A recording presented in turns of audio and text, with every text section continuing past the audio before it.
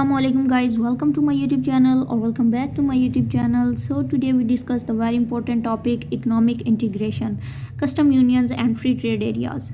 Basically in this chapter we discussed what is the economic integration, degree of the economic integration and further creating trade and diverting trade. So anyway guys, if you are new in my channel then subscribe my channel, and if you have already subscribed my channel then like, share and comment on my video. So first of all we talk about what is the economic integration. Basically the definition is the economic integration refers to the commercial policy of discriminatively reducing or eliminating trade barriers only among the nations joining together. कि basically economic integration का जो basic purpose है वो ये है कि trade barriers को reduce करना ताकि डिफरेंट नेशंस को इकट्ठा करके ट्रेड किया जा सके. ठीक है, तो बेसिक जो पर्पज़ है इकोनॉमिक इंटीग्रेशन का वो ये है कि reducing the trade barriers among the nations joining together.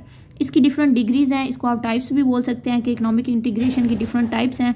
इसमें आ जाता है हमारे पास preferential trade agreement to free trade areas and custom unions, common markets and the economic unions. ये बेसिकली 5 हैं डिग्री इकोनॉमिक इंटीग्रेशन की. अब हम वन बाय वन फर्दर इनको डिस्कस कर लेते हैं. अगर हम बात करें प्रीफरेंशियल ट्रेड एग्रीमेंट की तो इसकी डेफिनेशन होगी कि preferential trade agreement provide lower barriers on the trade among participating nations then on trade with non member nations. अच्छा, आपने वन बाय वन इनके कंसेप्ट्स को अपने माइंड में याद रखना है क्योंकि इनमें बिल्कुल थोड़ा थोड़ा डिफरेंस है. अब प्रीफरेंशियल ट्रेड एग्रीमेंट्स की अगर बात की जाए तो इसका जो बेसिक मकसद है वो ये है कि ट्रेड बैरियर्स को लो करना अमंग नेशंस के दरमियान. मतलब फॉर एग्जांपल जो 4-5 लोग एक ग्रुप में शामिल हैं, कस्टम यूनियन में शामिल हैं. कस्टम यूनियन क्या होती है कि बेसिकली उन नेशंस का ग्रुप जहाँ पर फ्री ट्रेड होगी. ओके, तो जो ग्रुप में शामिल हैं उनमें तो लो बैरियर्स होंगे, मतलब टैरिफ होगा लेकिन कम होगा. लेकिन जो नॉन मेंबर नेशंस है ना उनके साथ मतलब ये ऐसा कोई भी सीन नहीं होगा, मतलब वो टैरिफ के साथ ही ट्रेड करेंगी. तो जो बेसिक पर्पज़ है प्रीफरेंशियल ट्रेड एग्रीमेंट का वो ये है कि lower barriers among participation nation but the higher barriers among non member nations. ठीक है, इसकी जो बेस्ट एग्जांपल है वो ये है कि ब्रिटिश कॉमनवेल्थ प्रेफरेंस स्कीम. मतलब ये स्कीम जो थी इसमें प्रीफरेंशियल ट्रेड अरेंजमेंट्स को उन्होंने मतलब प्रेफर किया था और ये इस्टेब्लिश हुई थी 1932 में. यूके ने की थी, इसको डेवलप किया था with members and some former members of the British empire. तो बेसिक प्रीफरेंशियल ट्रेड अरेंजमेंट्स का कंसेप्ट यही था कि lower barriers among nations and then trade with the non member nations. Okay, second हमारे पास है the free trade areas. Free trade areas का जो बेसिक कंसेप्ट है वो ये है कि इसमें जो नेशंस मतलब जो मेंबर्स नेशन हैं उनके साथ बिल्कुल फ्री ट्रेड होगी. कोई 1% भी ट्रेड बैरियर नहीं होगा, कोई 1% भी टैरिफ नहीं होगा. लेकिन जो उस ग्रुप के अंदर जितनी भी नेशंस इन्वॉल्व होंगी वो कोई ना कोई बैरियर लगा सकती हैं नॉन मेंबर नेशन के लिए. फॉर एग्जांपल अगर 4 लोगों का ग्रुप है वो आपस में ट्रेड करेंगे तो उन पर कोई ट्रेड बैरियर नहीं होगा, कोई उन्हें टैरिफ वगैरह पे आपस में नहीं करना पड़ेगा. लेकिन अगर कोई 5वां मेंबर आ जाता है तो उसके साथ जब वो ट्रेड करेंगी तो वो ट्रेड मतलब बैरियर्स लगाएंगी और वहाँ पर वो टैरिफ भी इम्पोज कर सकती हैं. इसकी जो बेस्ट एग्जांपल है वो है यूरोपियन फ्री ट्रेड एसोसिएशन और ये फॉर्म हुई थी 1960 में बाय द यूके.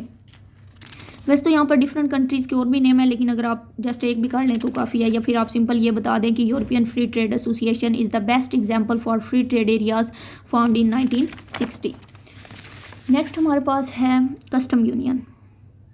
यहाँ पर अगर आप जूम करेंगे अपने नोट्स पर तो इंशाल्लाह मिल जाएगा. कस्टम यूनियंस में आप देखेंगे तो इसमें सारी करैक्टरिस्टिक्स शामिल हैं फ्री ट्रेड एरियाज़ की. मीन्स कि जो फ्री ट्रेड एरिया में हमने बात की कि मेंबर नेशन के साथ कोई भी बैरियर नहीं होगा लेकिन नॉन मेंबर के साथ बैरियर्स होंगे. एक तो वो बात आपने इसमें डिस्कस करनी है कस्टम यूनियन में. लेकिन एक एडिशनल चीज़ इसमें एक और ये है कि यहाँ पर जो मेंबर्स नेशन है वो एक ट्रेड पॉलिसीज़ बना देती हैं कि जब हम किसी भी दूसरे कंट्रीज़ मतलब जो नॉन मेंबर नेशंस हैं उनके साथ जब हम ट्रेड करेंगे तो हमारे पास ये पॉलिसी है, इसके अकॉर्डिंग हम करेंगे. इसकी जो बेस्ट एग्जांपल है वो है यूरोपियन यूनियन जो डेवलप हुई थी 1957 में. उसके बाद आ जाता है हमारे पास कॉमन मार्केट. कॉमन मार्केट में सारी करैक्टरिस्टिक्स पाई जाती हैं कस्टम यूनियन की जो अब हम मतलब पहले हमने डिस्कस किया है. ठीक है, मतलब वही बात कि इसमें हमारे पास कोई ट्रेड बैरियर्स नहीं होंगे मेंबर नेशन के लिए. उसके अलावा पॉलिसी होंगी, मतलब ट्रेड पॉलिसीज़ होंगी towards the rest of the world. फिर इसमें एक एडिशनल चीज़ शामिल होगी वो क्या है कि इसमें फ्री मूवमेंट होगी लेबर और कैपिटल की अमंग मेंबर नेशन, कि जितने भी मेंबर नेशंस हैं वो लेबर और कैपिटल को ले जा भी सकते हैं और मंगवा भी सकते हैं. उस पर भी कोई टैरिफ वगैरह या टैक्स वगैरह नहीं होगा। और यूरोपियन यूनियन ने basically common market at the beginning of 1993 में अचीव्ड की थी। ठीक है, ये एक आपने साथ लाइन अटैच कर देनी है। उसके बाद नेक्स्ट हमारे पास है इकोनॉमिक यूनियन। इकोनॉमिक यूनियन में भी सारी चीज़ें वो हैं जो हमने कॉमन मार्केट में डिस्कस की हैं। ठीक है, मतलब सारी पिछली चीज़ें भी, लेकिन एक चीज़ ऐड हो जाएगी। ऐड कौन सी चीज़ होगी कि इसमें बेसिकली हम मॉनिटरी पॉलिसी और फिस्कल पॉलिसी को ऐड करेंगे मेंबर नेशंस के दरमियान। ठीक है, इसकी जो बेस्ट एग्जांपल है वो है complete economic and monetary union is our own US, कि यूएस में इस बेसिकली मॉनिटरी और फिस्कल पॉलिसी दोनों के बारे में डिस्कशन होती है। मतलब US is the best example for this.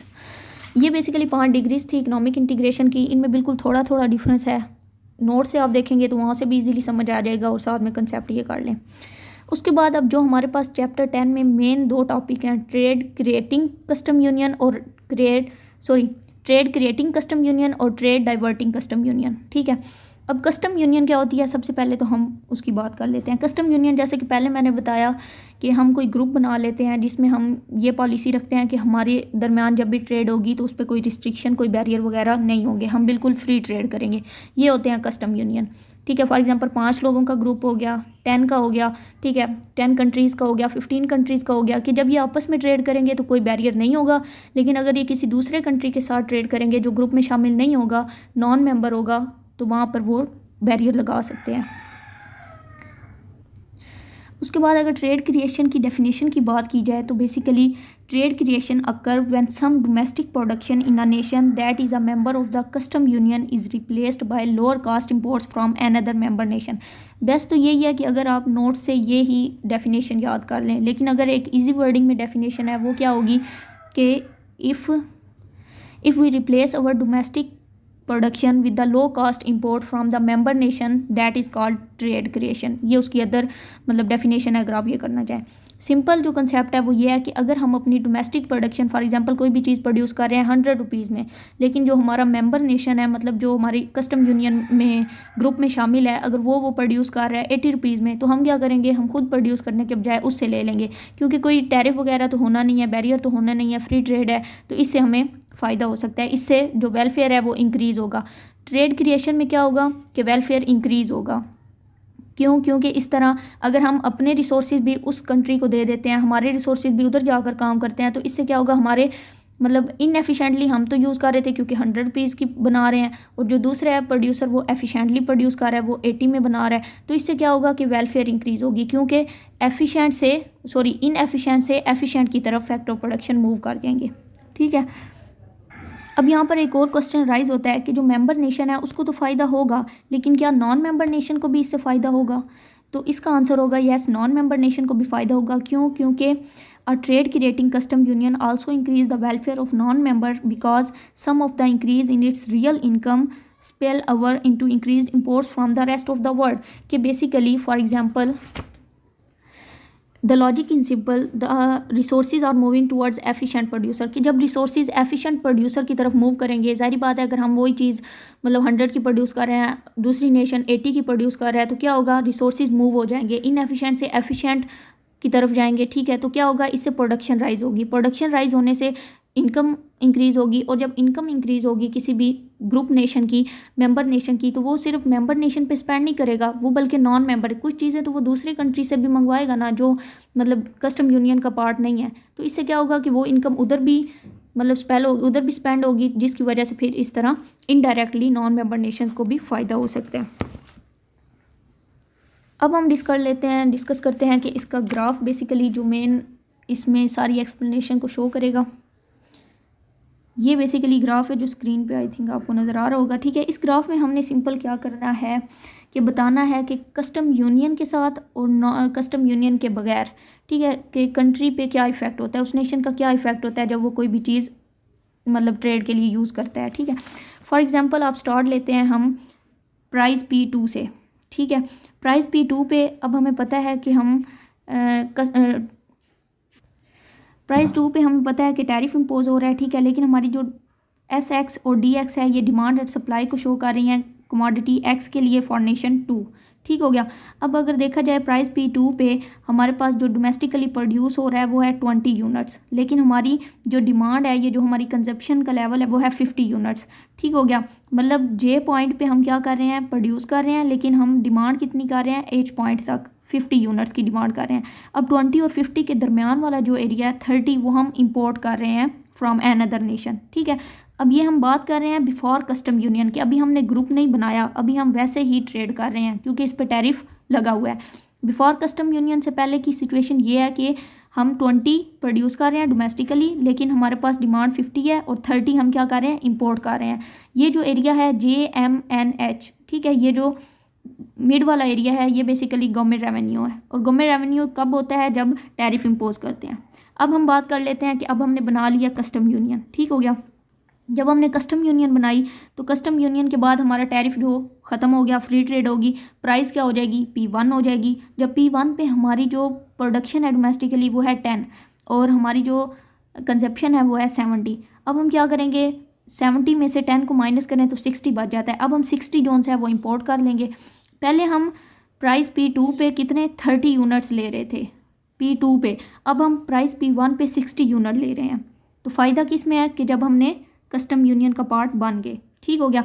अब हमने सिंपल बताना है कि जब हम प्राइस P2 से P1 की तरफ हमने आए तो हमारा जो वेलफेयर है वो कंज्यूमर वेलफेयर, ये जो CJM, ये जो शेडिड एरियाज़ हैं लेफ़्ट साइड पे भी और राइट साइड पे भी, ये हमारी वेलफेयर थी। इससे हमारी वेलफेयर इंक्रीज़ हुई है। क्यों? क्योंकि इससे कंज्यूमर को गेन हुआ है, कंज्यूमर को ज़्यादा चीज़ प्रोवाइड की गई है और लेस प्राइस पे की गई है। तो इसलिए हमारी जो ट्रेड क्रिएशन है उसके नतीजे में हमारा वेलफेयर लेवल इंक्रीज़ कर जाता है। ये साथ में अगर आप देखें तो यहाँ पर लिखा हुआ है कि विदाउट कस्टम यूनियन हमारी जो प्रोडक्शन है वो 20 है और कंजप्शन 50 है, इंपोर्ट हम 30 यूनिट कर रहे हैं और गवर्नमेंट रेवेन्यू जो है वो 30 है। और विद कस्टम यूनियन अगर हम बात करें तो गवर्नमेंट रेवेन्यू 0 है। ठीक है। और कंज्यूमर गेन जो है वो CJM और HNB, ये दो एरिया ऐसे हैं जहाँ पर कंज्यूमर गेन कर रहा है। ठीक है। और यहाँ पर प्रोड्यूसर का लॉस हो रहा है क्योंकि जारी बात है पहले प्रोड्यूसर को P2 प्राइस मिल रही थी लेकिन अब P1 मिल रही है। तो इस तरह करके आप इसकी एक्सप्लेनेशन को डिस्कस कर सकते हैं। अब हम मूव करते हैं नेक्स्ट कंसेप्ट की तरफ जो है trade diversion, trade diverting custom union.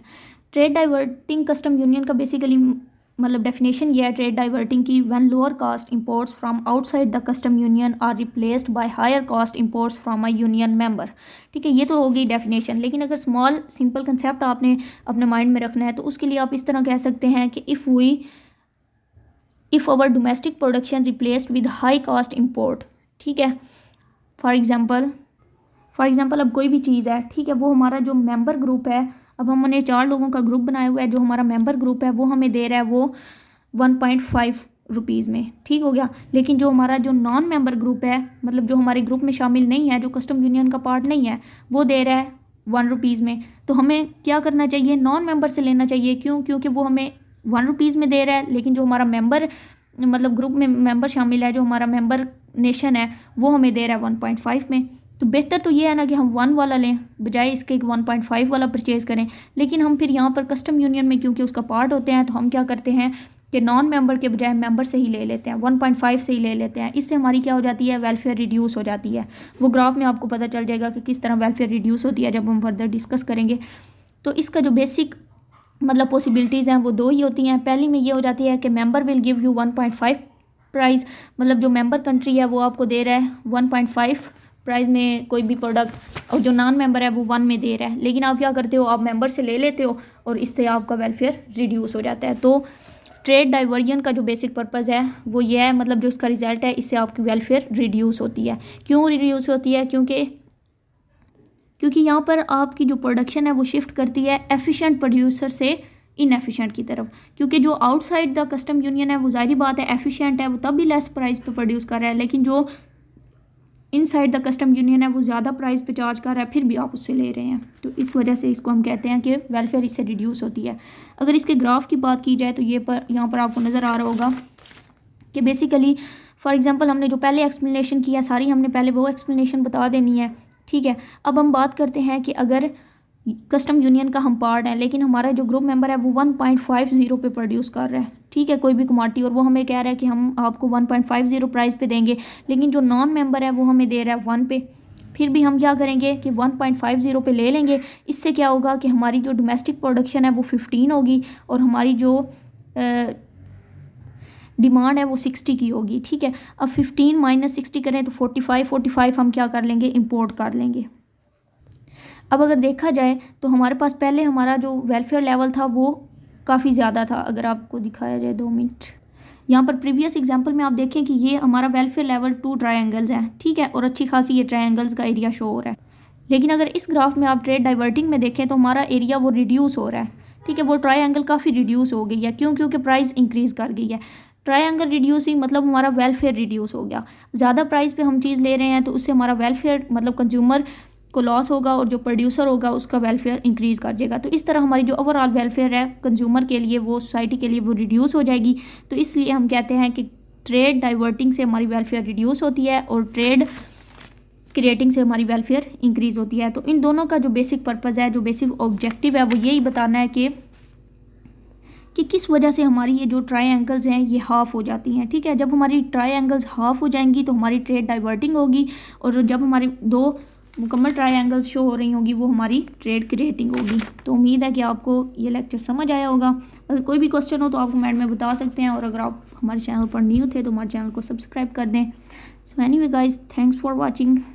अल्लाह हाफिज़।